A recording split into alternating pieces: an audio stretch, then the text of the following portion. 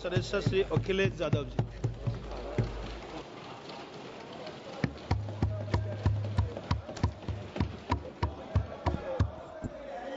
Please please. कोई बात नहीं, कोई बात नहीं। अरे नहीं, आदरणीय सभापति महोदय, मैं आपका बहुत धन्यवाद देना चाहता हूं कि बहुत ही महत्वपूर्ण और देश के लिए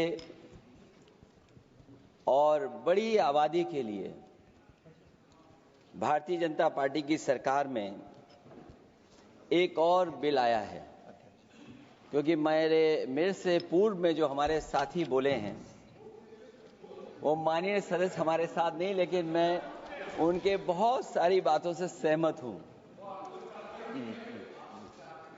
और अध्यक्ष महोदय, मैं देख रहा हूं जो एक्स कांग्रेस वाले वो ज्यादा बोल रहे हैं।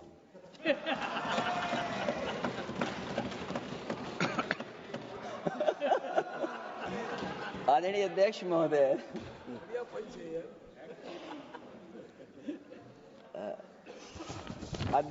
जो आज बिल पेश हुआ है, मैं हिंदी और अंग्रेजी को जो कुछ समझ सकता हूं वो यही मैं कह सकता हूं कि माननीय मंत्री जी ने ये कहा कि ये उम्मीद है। ये उम्मीद कैसे बना है, अंग्रेजी में भी मुझे समझ में नहीं आ रहा कि उम्मीद है, ये हिंदी में भी समझ में नहीं आ रहा कि ये उम्मीद है। यूनिफाइड वक्फ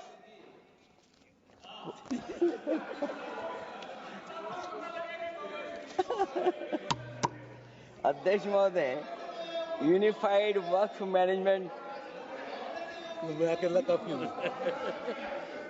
अध्यक्ष महोदय, ये अध्यक्ष महोदय, मैं समझ सकता हूं कि मैं वो बात छेड़ना नहीं चाहता था, लेकिन क्या करूं, मजबूरी है अब। अध्यक्ष महोदय, अभी माननीय सदस्य लोग ये कह रहे हैं कि हमारे सदस्य नहीं है यहां पर जो हमारे साथी हैं, लेकिन अध्यक्ष महोदय मैं ये कहना चाहता हूं, ये जो बिल लाया जा रहा है, भारतीय जनता पार्टी में एक मुकाबला चल रहा है। भारतीय जनता पार्टी के अंदर मुकाबला चल रहा है कि खराब हिंदू कौन बड़ा है। और ये बात अध्यक्ष महोदय मैं ऐसे ही नहीं कह रहा हूं।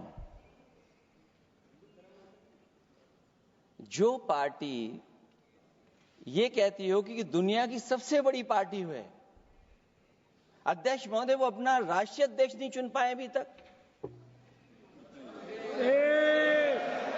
अध्यक्ष महोदय, भारतीय जनता पार्टी क्या है?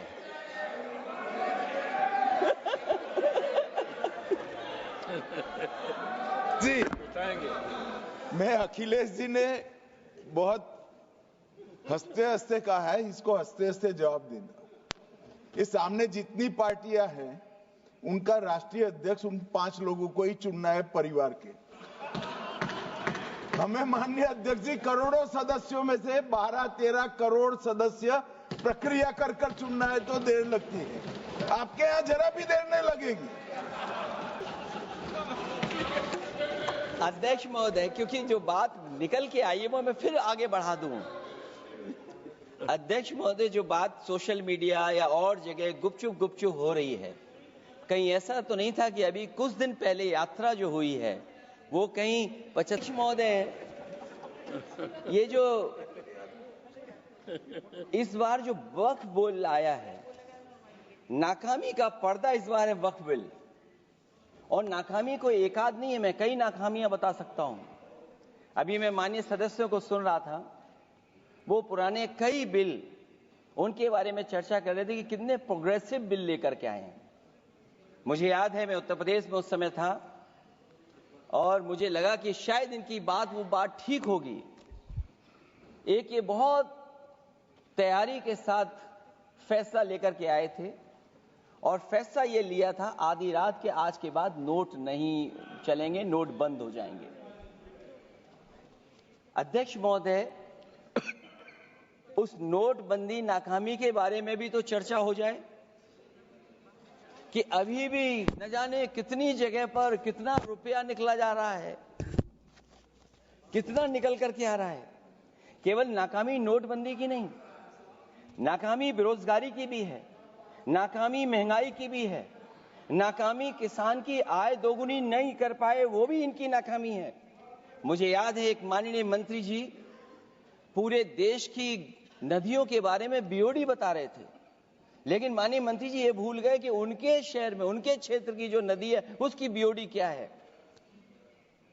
गंगा क्या साफ हो गई, यमुना क्या साफ हो गई, स्मार्ट सिटी क्या बन गई, क्या गोद लिए हुए गांव इन्होंने गोद से उतार दिए, उनकी क्या दुर्दशा है। ये नाकामी का पर्दा इस बार वक्फ बिल बना है। और सबसे बड़ी बात तो यह है कि जिसके लिए फैसला होना है उसकी बात को अहमियत न देना भी नाइंसाफी है। अध्यक्ष महोदय, नाकामी केवल यहां तक नहीं है। और भारतीय जनता पार्टी क्या है, मैं केवल एक पुरानी घटना याद करता हूं। एक बार फैजाबाद अयोध्या में एक कार्यक्रम था, उसमें बड़ी तैयारी की गई थी और तैयारी के साथ कलाकार मुंबई से बुलाए गए थे। हो सकता है वो सहमति दिल्ली से ना रही हो, केवल लखनऊ की सहमति से हो रहा हो कार्यक्रम। और जब कार्यक्रम की पूरी तैयारी हो गई, भगवान श्री राम बनकर के कोई आ गया, लक्ष्मण बनकर के कोई आ गया, मां सीता भी बनकर के कोई आ गया, हनुमान जी और भगवान हनुमान भी बनकर के कोई आ गया। लेकिन जब लखनऊ से वो हेलीकॉप्टर उड़ा और अयोध्या पहुंचा तो सब लोग थे, लेकिन उसमें हनुमान नहीं थे। अध्यक्ष महोदय, मैं भारतीय जनता पार्टी के लोगों से कहूंगा कि जानकारी करिए कि आखिरकार भगवान श्री राम थे, लक्ष्मण थे, सीता थी, लेकिन हनुमान क्यों नहीं थे? हनुमान इसलिए नहीं थे, शायद उनकी जात या धर्म कुछ और था। अध्यक्ष महोदय, ये देश मिली जुली संस्कृति से चला है। कुछ हमने सीखा, कुछ उन्होंने सिखाया। और जो लोग ये कहते हैं कि हम सबको बराबरी का हक देते हैं, अभी कुछ दिन पहले ईद निकली है। अध्यक्ष महोदय, वो परंपरा रही है, न केवल मैं जाता हूं बल्कि कोई दल का नेता ऐसा नहीं न जाता हो उस कार्यक्रम में शामिल होने। भारतीय जनता पार्टी के जो मुख्यमंत्री, उप मुख्यमंत्री, वो भी जाते हैं, उप मुख्यमंत्री, सभी धर्मों के नेता आते हैं। लेकिन पता नहीं इस बार क्या साजिश थी, षड्यंत्र था कि वहां पर कुछ पाबंदी लगी हुई थी। अगर किसी कारण पाबंदी लगी हुई थी तो बात समझ में आती है, लेकिन जब जानकारी हुई है, किसी को नहीं पता था कि पाबंदी क्यों लगी है कि आप नहीं जा सकते वहां पर कार्यक्रम में शामिल होने। क्या यही भारत है, यही संविधान हमें रास्ता दिखाता है? अध्यक्ष महोदय, मंत्री जी बताएं हमें, वो खुद भी माइनॉरिटी हैं, भगवान बुद्ध के रास्ते पे चलते हैं। भगवान बुद्ध का रास्ता दूसरा है। हम आपको अपना मानते हैं तब भी जब आप हमारे बहुत सारे ग्रंथों को नहीं मानते, तब भी हम आपको अपना मानते हैं। आप हमारे पुराणों को नहीं मानते हैं, आप हमारे उपनिषदों को नहीं मानते हैं। लेकिन सोचिए, हम हिंदू वो लोग हैं जो आपको स्वीकार करते हैं और गले लगा करके चलते हैं। अब मैं दूसरे धर्म पे नहीं जाऊंगा, कोई नाराज हो सकता है। मैं दूसरे धर्म के बारे में नहीं जा सकता, मैं केवल यही बताता हूं। और मैं उत्तर प्रदेश में, अध्यक्ष जी, जहां से आता हूं, मैं अपमान नहीं कर रहा हूं, मैं सच बोल रहा हूं। और ये बिहार के चुनाव में जो आप कह रहे हैं कि महिलाओं को 2 मेंबर बना दिया, इस बार मैं भी देखूंगा आप आगे भारतीय जनता पार्टी कितनी महिला लोगों को टिकट देंगे वहां पर।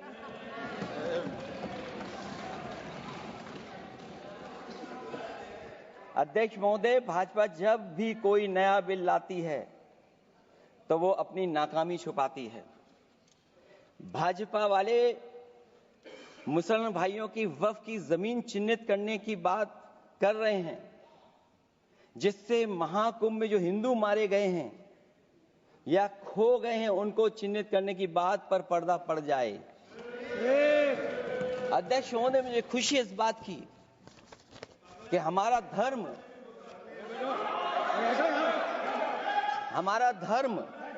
अध्यक्ष महोदय नहीं कुछ कहना चाहते हैं नहीं प्लीज, तुमको अलाउ नहीं किया। अध्यक्ष महोदय, कुंभ में आस्था सबकी है, कोई ऐसा नहीं जिसकी आस्था ना हो। और कुंभ कोई पहली बार नहीं हो रहा था। ये भारतीय जनता पार्टी के लोगों ने ऐसा प्रचार किया कि 144 वर्षों के बाद पहली बार महाकुंभ होने जा रहा है और लोग निकल पड़े। सरकार ने कहा कि हमारी तैयारी 100 करोड़ की है। आप कहते टेक्नोलॉजी का हम इस्तेमाल करेंगे, जमीनों को हम मैपिंग कर करके डेटा एंड रिकॉर्ड ठीक करेंगे। अध्यक्ष महोदय, ये बताएं कि वो 30 लोग कौन थे, उनके नाम क्या थे जिनकी जान चली गई, न केवल जान जाने वालों की, बल्कि अध्यक्ष महोदय ये सरकार बताए कि जो लगभग 1000 हिंदू खो गए हैं, जो अभी तक नहीं मिले, जो अभी तक नहीं खोज पाए हैं, वो 1000 हिंदू की सूची कहां है? और फिर धर्म कारोबार की बात है, जो ये लोग गोली। अध्यक्ष महोदय, मैं कार से शायद माननीय सदस्य जानते नहीं कुछ सच्चाई नहीं जानते। अध्यक्ष महोदय, ये संविधान की वजह से, संविधान को बचाने के लिए, हिंदू एकता को बचाने के लिए कुछ फैसले लिए गए। सारे तैयार हो गए थे सुबह, लेकिन पता नहीं कहां से फोन आया था, कहा था कि अब तैयार तो हो गए हो लेकिन आप शिलान्यास में नहीं आ सकते। बहुत सही। इसलिए बात को इधर से उधर नहीं में ले जाना चाहता। अखिलेश जी, जरा वक्त पे भी आ जाओ। अच्छा, वक्त पे आ रहा हूं। नहीं, वक्त पे अध्यक्ष इसलिए आ रहा हूं क्योंकि पार्टी की सोच क्या है। और ये अध्यक्ष महोदय जब ये कह रहे हैं कि इससे कारोबार होगा, अध्यक्ष महोदय, धर्म की चीजों से कारोबार नहीं हो सकता। हमारे उत्तर प्रदेश के मुख्यमंत्री जी ने भी कहा कि कारोबार होगा। वो 30 की गिनती में उलझे हुए हैं, जैसे 30 मार खाए वो। उनसे पूछा कि जान कितनी गई, वो 30। उनसे पूछा कि कारोबार कितने का होगा, 30 गुणा 10,000 करोड़। सोचिए, कुंभ हमारा क्या कारोबार की जगह है? और फिर उसका कौन नापेगा, कैसे नालाएगा? और फिर हमारे माननीय मंत्री जी कह रहे हैं कि जमीन, चाहे वो भारत की जमीन है, मैं भी स्वीकार करता हूं कि रेलवे की जमीन भी भारत की है, डिफेंस की भी जमीन भारत की है। की जा रही मंत्री जी? अध्यक्ष महोदय, क्या रेलवे की जमीनें नहीं बेची जा रही हैं? अध्यक्ष महोदय, केवल यहां तक नहीं, कितना हस्तक्षेप होता है। वक्फ भी भारत के, इसीलिए तो कहीं ना कहीं वक्फ की जमीन से, अध्यक्ष महोदय, माननीय मंत्री जी बताएं, और मुझे उम्मीद है कि जब जवाब देंगे तो बताएंगे कि वक्फ की जमीन से बड़ा मुद्दा वो जमीन है जिस पर चीन ने अपने गांव बसा लिए हैं, लेकिन कोई बाहरी खतरे पर सवाल बवाल न करे, इसलिए ये बिल लाया जा रहा है। और माननीय मंत्री जहां से आते हैं, जिस प्रदेश से आते हैं, कम से कम ये तो बताएंगे कि वहां कितने चीन ने गांव बसा लिए, घर बन गए हैं। अध्यक्ष महोदय, आपके माध्यम से सरकार गारंटी दे कि वक्फ की जमीन कभी भी किसी भी पैतरेबाजी से किसी और मकसद के लिए किसी और को नहीं दी जाएगी।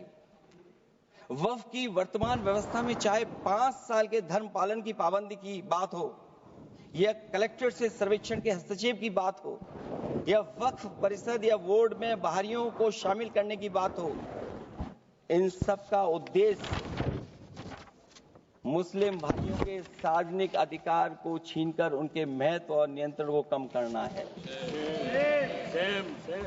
ट्रिब्यूनल के निर्णय को अंतिम न मानकर उच्च न्यायालय में लेकर जाने की अनुमति देना दरअसल जमीनी विवाद को लंबी न्यायिक प्रक्रिया में फंसाकर वक्फ भूमि पर कब्जों को बनाए रखने का रास्ता खोलेगा।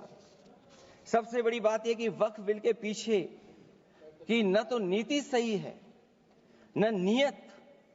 ये देश के करोड़ों लोगों से उनके घर दुकान छीनने की भी साजिश है। भाजपा एक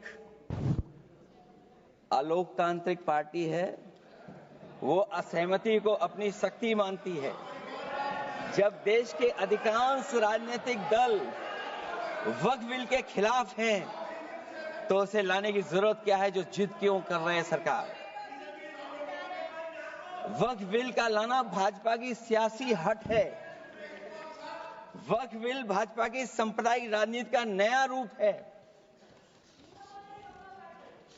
वो तो आपको काटेगा, और इसलिए काटेगा कि अध्यक्ष महोदय बाहर ये लिखते हैं सत्यमेव जयते, बाहर है लिखते सत्यमेव जयते, भाजपा अंदर असत्य बात कहते। भाजपा वक्फ बिल लाकर अपने उन समर्थकों का तुष्टीकरण करना चाहती है जो भाजपा की आर्थिक नीति, महंगाई, बेरोजगारी, बेकारी और चौपट अर्थव्यवस्था से उसे छटक गए हैं। क्योंकि अध्यक्ष महोदय, जब से वोट में गिरावट आई है और खासकर उत्तर प्रदेश में भी, तब से भारतीय जनता पार्टी की कोशिश है कि अपना वोट कैसे संभाला जाए। ये वोट को संभालने के लिए बिल लाया गया है।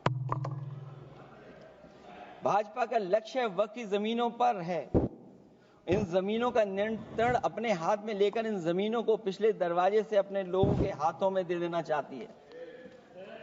भाजपा चाहती है कि वक्फ बिल लाने से मुस्लिम समुदाय को लगे कि उन पर हक को मारा जा रहा है, वो उद्वेलित हों और भाजपा को ध्रुवीकरण की राजनीति करने का मौका मिल सके।